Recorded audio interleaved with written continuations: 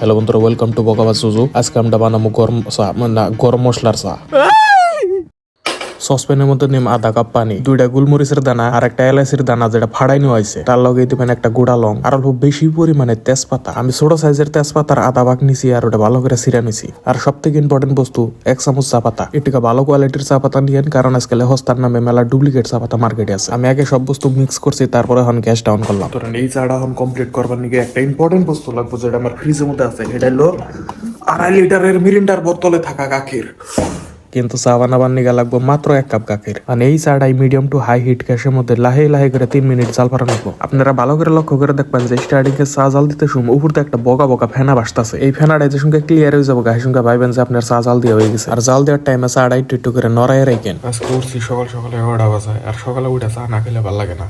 আর আমি তেজপাতা স্পেশালি দিয়ে চাটা বানাই, আমি মেলা দিন ধরে খাইতেছি, আমার কাছে বহুতই ভালো লাগে। আপনারাও একবার ট্রাই করে দেখেন।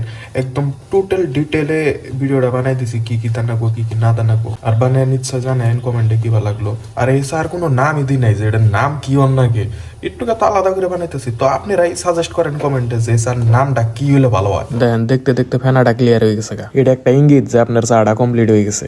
আশা করি বাকি আপনারা বানাবেন, বানাই নিয়ে নিজের পরিয়াল নিয়ে খাবেন। লাস্টে দিয়ে দিবেন স্বাদ মতো চিনি। আপনারা যে পরিমাণে মিঠা ভালো পান সেই পরিমাণে দিয়েন। আমি চার মধ্যে বেশি মিঠা ভালো পাই না, তার জন্য আমি আধা চামচ দিছি। বাস আপনার চাটা কমপ্লিট হয়ে গেল। গ্যাস বন্ধ করেন আর বাইরে খাইন। চা বানাইতে সুম খালি একটা বস্তুরই লক্ষ্য রাখেন, চা বানাইতে সুম যত ভালো কোয়ালিটির গাখির দেন গা বা যত ভালো কোয়ালিটির চা পাতি দেন গা, যদি চা জাল দিয়ে ঠিক না হয় তাহলে চার স্বাদ নাকবো না। এই চার টেস্টের বিষয়টা কই দিই, এই চাটা খেলে কথা আপনার পেটের মধ্যে বেশি হেভি লাগবে না, কারণ এটার মধ্যে অলরেডি পানি আছে। যেমন নাকি আপনারা চার দোকানে গেলে কথা খালি গাখিরে যেটা স্পেশাল চা বিলাক হয়, ওই চাটা খেলে কথা পেটের মধ্যে একটু হেভিনেস ফিল হয়, কিন্তু এটা লাগবে না, একদম লাইট লাগবো। আর ইভেন মশলার বহুতই ফ্যান্টাস্টিক বাসনা হয়। তো খাই দেখেন, ট্রাই করে দেখেন, ব্যাগেরে নিয়ে খাইয়েন। আশা করি ভিডিওটা ভালো লাগছে।